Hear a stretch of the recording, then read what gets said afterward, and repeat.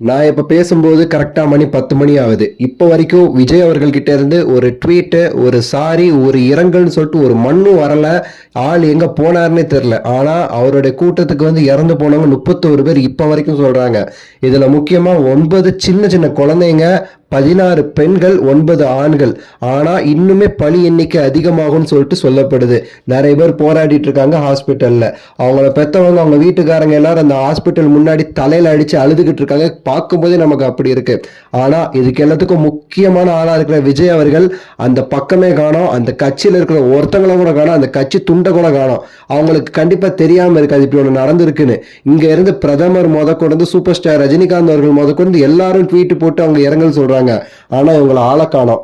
எவ்வளவு பெரிய இப்படிதான் இருக்காங்கன்னே தெரியலங்க. அவ்வளவு கேவலமானவங்களா இருக்காங்களோ என்னமோ தெரியல. அவங்கள பத்தி நீங்களே உங்களோட கருத்து கீழே கமெண்ட்ஸ்ல சொல்லுங்க.